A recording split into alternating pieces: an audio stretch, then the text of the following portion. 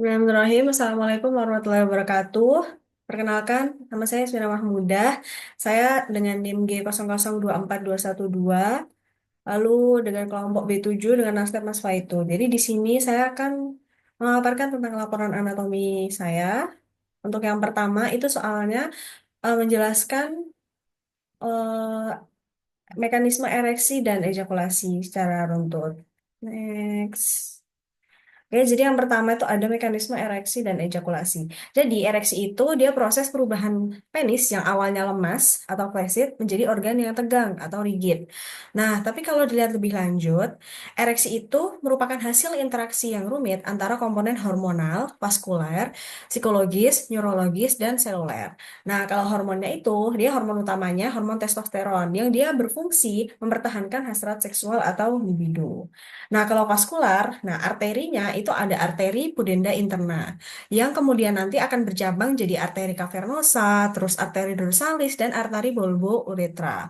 Terus untuk venanya ada venula emisaria, vena dorsalis superficial, vena intermedia, sama vena profunda.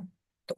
Nah, kalau untuk psikologis itu dia kayak contohnya kayak stimulasi fantasi atau visual yang dimediasi oleh percabangan torakolumbal dari T2 sampai lumbal 2. Jadi stimulasinya ini nggak cuman kayak visual aja, tapi dia kayak mungkin dari suara atau dari sentuhan seperti itu. Nih yang awalnya flaccid, nih kan, jadi apa namanya, yang kayak masih lemes gitu, terus dia jadi tegang gitu. Oke, next. Nah, jadi terus asalnya ada komponen neurologis dan seluler. Jadi keduanya itu punya kaitan yang erat dalam proses dimulainya ereksi. Nah, secara umum ereksi itu disarapi sama saraf parasimpatis segmen sakral 2 sampai 4. Sinyal dari para saraf parasimpatis ini, dia akan memulai perubahan intraseluler pada endotel pembuluh darah penis dengan melepaskan beberapa neurotransmitter. Contohnya kayak asetilkolin, terus ada bisa aktif intestinal peptide, sama ada nitrit oksid. Dari tiap ujung saraf serta dari tiap ujung saraf parasimpatisnya. Jadi si nitrit oksid ini dia fungsinya sebagai neurotransmitter non-adrenergik, non-kolinergik dari saraf parasimpatis pasca ganglionik, termasuk corpus cavernosum. Nah, fungsinya ini untuk mempertahankan tekanan intracavernosum, vasodilatasi pembuluh darah, dan ereksi penis. Gitu. Nah, nitrat oksid ini meningkatkan produksi CGMP pada otot polos yang merupakan aktivator yang penting untuk relaksasi otot lokal dan otot polos penis. Ereksi itu disebabkan oleh peningkatan sintesis dua second messenger intraseluler. Tadi ada CGMP sama ada CAMP gitu. Nah, ini ada fase ereksi. Sebenarnya ada banyak, tapi ya aku ini nulisnya 4 aja. Jadi ada fase 5, fase 0 itu fase masih lemas ya. Nah, jadi penis itu di bawah pengaruh simpatis, aliran arterinya sedikit dan otot polos trabekularnya itu berkontraksi. Terus fase 1 atau fase pengisian awal itu ada stimulasi parasimpatis. Dia menimbulkan dilatasi arteriol, jadi terjadi peningkatan aliran arteri sampai hampir 2 kali lipat ya. Terus di situ relaksasi otot polos menyebabkan pengisian sinusoid. Tapi itu belum meningkatkan tekanan intrakavernosa. Terus ada fase 2 atau tumesensi. Nah, tekanan intrakavernosa itu meningkat. Jadi aliran arterinya turun. Nah, kalau tekanannya udah di atas diastolik, alirannya cuma terjadi pas waktu sistolik. Gitu. Terus nanti sinusanya kan membesar dan dia membuat penekanan di plexus vena. Akibatnya penis memanjang dan membesar untuk mencapai kapasitas maksimal. Terus ada fase 3 atau ereksi penuh. Nah, tekanan intrakavernosa itu meningkat hampir 90% tekanan sistolik. Arterinya menurun, tapi dia lebih besar daripada fase flasid tadi. Pembesaran sinusoid akan menekan plexus vena, jadi aliran darah vena berkurang. Terus fase 4 itu ereksi kaku. Karena tadi tekanan intrakavernosa saya naik, terus melebihi tekanan sistolik, penisnya kaku dan ereksi penuh. Akibatnya aliran arteri hampir nggak ada dan venanya tertutup. Jadi penisnya kayak suatu ruang tertutup gitu. Mekanismenya itu disebut veno-occlusive mechanism gitu. Nah, jadi ini yang masih lemas, sini yang udah ereksi seperti itu. Habis itu, next ada mekanisme ejakulasi. Nah, ejakulasi dia sama saraf simpatis. Jadi ejakulasi itu terjadi ketika pria mencapai klimaks dalam aktivitas seksualnya. yaitu gerakan pada glans penis dan rangsangan lainnya, mengirimkan sinyal ke otak dan korda spinalis. Jadi saraf itu merangsang kontraksi otot di sepanjang saluran epididymis dan vas deferens, vesicula seminalis dan prostat. Nah, kontraksi ini akan mendorong semen mengalir ke dalam uretra, yang itu disebut mekanisme emisi. Habis itu ada mekanisme ejakulasi. Dia menyebabkan kontraksi arterial helicine sehingga bisa mengalirkan darah ke venula dan ditambah kontraksi musculus bulbus spongius dan musculus ischiocavernosus, jadi dorongan mekanis buat ngeluarin semen atau sperma dari uretranya itu. Nah, di sini kandung kemih itu juga ikut kontraksi. Biar apa? Biar semennya itu nggak ngalir balik lagi ke dalam kandung kemih. Gitu. Nah, reseptornya itu aferen oleh nervus pudendus centrum akan merangsang menuju segmen lumbalis 1 sampai 3 efektor. Nah, proses ejakulasi ini dia nyebabin, oh ini udah, oke, next. Oke, gitu sekian dari saya ya dari laporan pertama. Lalu yang selanjutnya ada laporan kedua. Nah, soalnya adalah jelaskan secara runtut anatomi dari organa genitalia feminina eksterna. Next, jadi kalau OGF yang eksterna itu dia ada strukturnya yang pertama ada mons pubis. Nah, nih, mons pubis itu dia adalah area kulit menonjol yang ditutupi oleh simfisis os pubis, yang menutupi simfisis os pubis. Nah, si mons pubis ini dia ditutupi sama pubes atau rambut pubis. Terus ada lagi klitoris. Klitoris nih klitoris. Jadi klitoris ini dia organ erektil yang berhomolog dengan glans penis pria. Terus ada labia major. Labia major tuh yang ini. Nah, dia itu merupakan pelipatan kulit yang menonjol yang dia membentang ke arah kaudo dorsal dari mons pubis. Nah, labia major ini dia homolog dengan skrotum pria. Ke arah anterior dan posterior, labia major dexter et sinister akan saling bertemu membentuk yang namanya commissura labiorum anterior et posterior. Habis ada labia major, ada labia minor. Labia minor itu dia pelipatan yang nggak mengandung lemak dan dia udah nggak berambut. Dia terletak di antara kedua labia major. Nih, yang minusnya yang ini nih yang kecil. Gitu. Nah, pada wanita yang sudah pubertas, akhiran posterior dari labia minor, register S sinistra akan berhubungan membentuk yang namanya frenulum labiorum pudendi atau Faucet. Ke arah anterior setiap labia minor dia terbagi jadi ada dua, ada lapisan atas dan ada lapisan bawah. Kalau atas itu dia berjalan di atas klitoris, membentuk pelipatan yang saling bertemu, membentuk tutup dari glans klitoridis yang disebut preputium klitoridis. Kalau di lapisan bawah dia itu di bawah klitoris dan saling bertemu akan membentuk frenulum klitoridis gitu. Habis itu ada namanya vestibulum. Jadi vestibulum itu dia merupakan ruang yang dikelilingi labia minor yang menjadi muara ostium uretra, ostium vaginae dan ductus glandula vestibularis mayor dan minor. Itu nih. Nah, terus yang terakhir ada glandula vestibularis mayor atau glandula Bartholin. Nah, glandula ini homolog dengan glandula borbouretra pada pria. Jadi, tiap glandula punya ductus yang akan bermuara tepat di sebelah lateral pada cekungan di antara dua labia mayor. Oke, next. Nah, terus di sini ada juga yang namanya himen. Jadi himen tuh dia selaput tipis yang menutupi sebagian atau seluruh lubang vagina. Nah, himen ini dia terbentuk saat perkembangan dan sudah ada saat lahir. Himen akan menipis dan robek pada seiring waktu. Dia bentuknya itu kayak cincin atau donat yang ngelilingin lubang vagina. Nah, pas robek atau pas merenggang, himen itu akan tampak seperti bulan sabit gitu. Nah, ini ada ciri ada beberapa jenis ya. Ada beberapa jenis. Nah, yang pertama ada imperforet, terus ada anular, ada septet, ada cistriform, sama parus. Nah, di sini ada dua ini ya. Yang pertama himen cibriform, yang ini. Jadi dia itu himen yang seharusnya robek saat berhubungan seksual. Jadi kalau udah berhubungan seksual tuh himennya jadi kayak gini ya. Terus ada himen imperforata, dia tuh kayak kelainan. Jadi himennya itu hampir nggak bisa robek tanpa operasi kecil. Nah, karena dia nggak bisa robek, jadi nggak bisa haid gitu. Next, oke, habis itu ada vaskularisasi dan inervasi. Vaskularisasinya seperti tadi yang udah aku bilang, itu ada arteri pudenda interna, Arteri pudenda internal itu dia ada arteri perinealis, bulbo vestibuli, dorsalis clitoridis, femoralis profunda. Terus ada vena pudenda externa. Itu dia nanti namanya vena savena magna. Ada vena dorsalis clitoridis profunda, dia nanti ke vena pudenda internal. Terus ada vena dorsalis clitoridis superficialis, dia nanti akan ke vena savena magna. Terus kalau inervasinya, dia ada nervus cavernosus clitoridis, vaniki pelvici itu buat ereksi, sama nervus pudendus buat somatosensorik atau buat kayak sensorik gitu. Tentu ada lagi prosedur nih, prosedur yang namanya episiotomi. Dia tuh prosedur insisi di posterior organa genitalia feminina pas persalinan.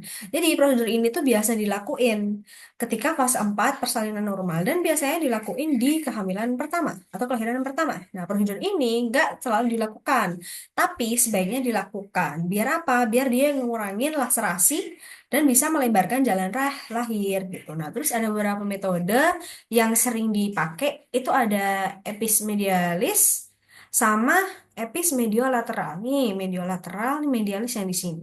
Gitu. Oke.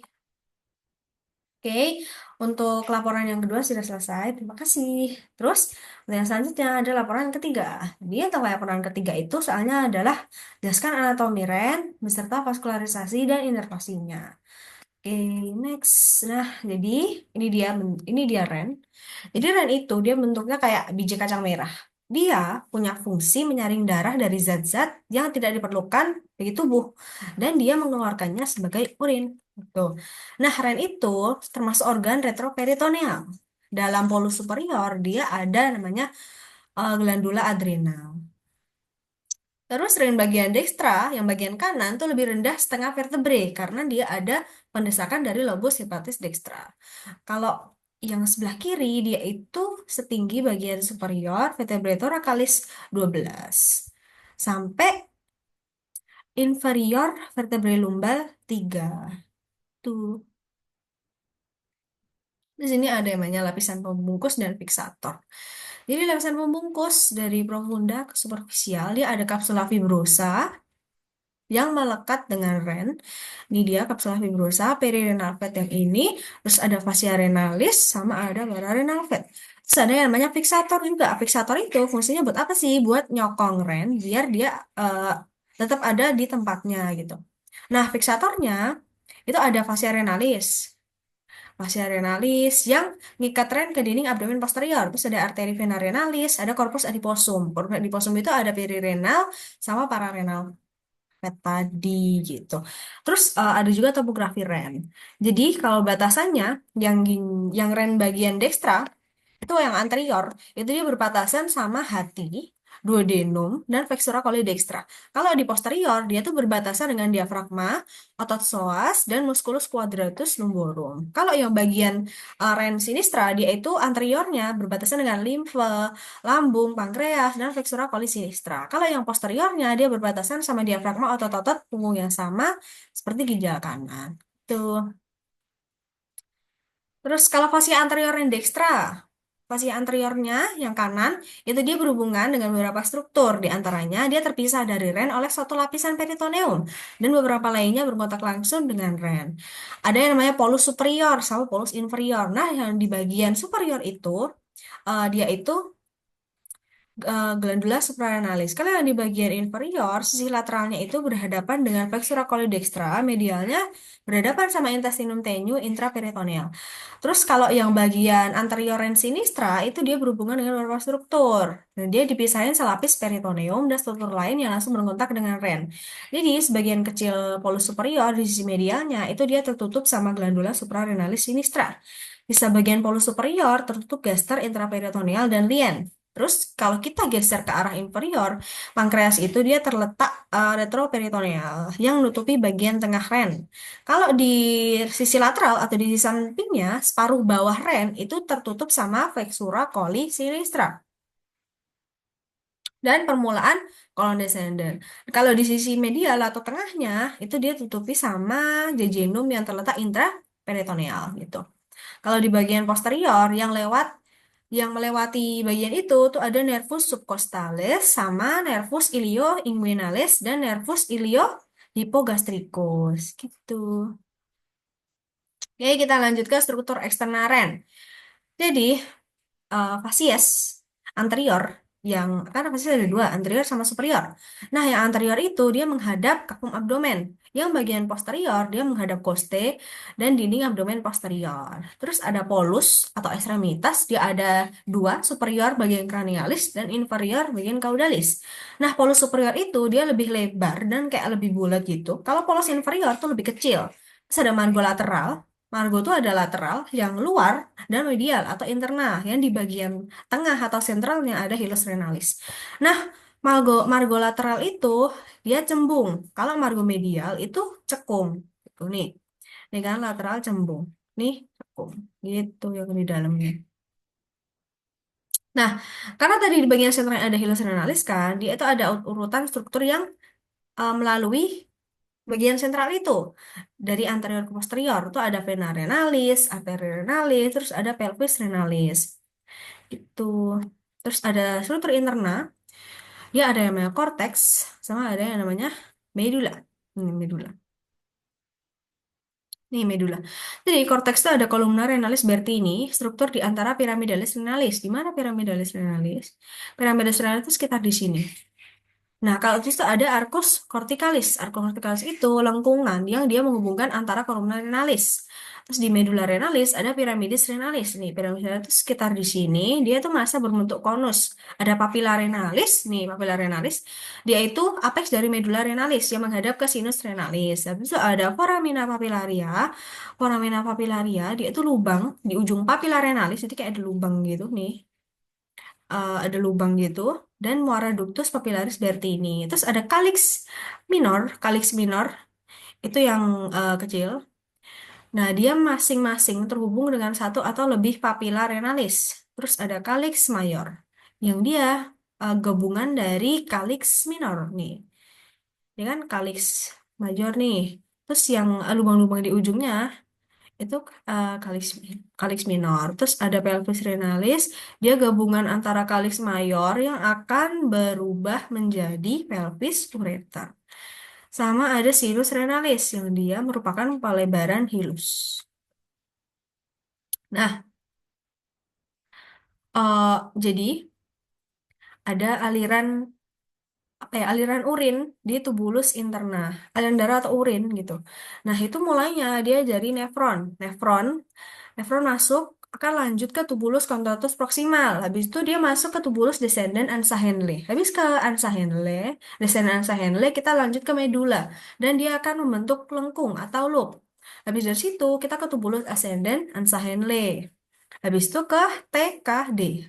Tubulus collectivus distal betul. Tubulus collectivus distal, ductus collectivus, papilla renalis, habis itu ke calyx minor, calyx mayor, ke pelvis renalis, dan terakhir sampailah di uretra. Gitu aliran pada tubulus interna ya. Habis itu dia ada vaskularisasi ren. Jadi arterinya itu arteri renalis. Ada aorta abdominalis, yang di vertebra lumbal 1 sampai 2, habis itu ke arteria renalis dextra et sinistra, habis itu ke ramus anterior et posterior, habis itu akhirnya dia masuk ke bagian hilus. Habis itu ke arteri lobaris atau ramus primaris yang dia masuk ke piramidis renalis. Masuk ke sini. Terus arteri interlobaris dia berjalan di kolumna renalis, lanjut ke arteri arcuata yang dia berjalan di basis piramidalis renalis dan terakhir ke arteriol interlobularis atau ke korteks renalis gitu. Nah, nanti sampai ke situ dia bercabang ke arteriol. Terus arteriol afferent glomeruli yang dia akan bawa darah ke glomerulus. Nanti lanjut ke glomerulus. Dia akan berhubungan dengan kapsula Bowman dan membentuk corpusculum malpighi untuk difiltrasi jadi urin. Nah, ada sebagian kecil darah yang nggak akan difiltrasi. Dia nanti akan tetap ngalir ke glomerulus menuju arteriol efferent glomeruli. Habis itu masuk ke arteri rekta yang fungsinya untuk reabsorpsi di tubulus ginjal. Itu. Habis itu ada inervasinya. Kalau inervasi itu ada plexus renalis. Dia ada somatic afferent, itu sama nervus planiki thoracici. Ada simpatis. Kalau yang simpatis itu nervus planicus major et nervus planicus minor. Kalau parasimpatis dia ada nervus vagus. Terus kalau plexus renalis itu dia berhubungan sama plexus testicularis. Nah, terus ada drainase limfe. Yang di masing-masing ren itu dia bermuara ke nodi aortiki lateral atau lumbal di sekeliling pangkal arteria renalis gitu. Terus ada klinis ya, klinis itu ada ren mobilis. Jadi ren mobilis itu kayak rennya itu turun atau jatuh lebih dari 5 cm gitu. Nah, biasa itu dia sering terjadi di ginjal kanan dan biasanya lebih rawan terjadi oleh wanita. Sadarentosis atau nefrotopsis itu ada sebuah kondisi langka ketika ginjal itu turun ke dalam pelvis saat berdiri. Gitu. Ada hidronefrosis. Hidronefrosis berarti ren nggak bisa nyalurin urin. Jadi apa? Urinnya itu dia terkumpul di ren. Gitu. Ada nefrolitiasis, litiasis batu ginjal. Ada nefrektomi. Dia nefrektomi berarti sebagian jaringan ren atau ginjal tuh diangkat. Gitu. Habis itu ada nefritis, nefritis ya peradangan pada ginjal. Dia ada glomerulonefritis di glomerulus sama pilonefritis di filumnya. Dan dia mengakibatkan nyeri pada ketok ginjal. Terus ada partial kidney, itu ada fusi antara ren kanan dan kiri pada polus inferior. Terus ada ren roset, ada fusi juga antara rem kanan dan kiri pada polus superior. Kalau roset superior, kalau yang Porsche itu inferior. Hmm. Oke, sudah selesai. Terima kasih sudah menyaksikan. Mohon maaf kalau misal ada salah kata. Assalamualaikum warahmatullahi wabarakatuh.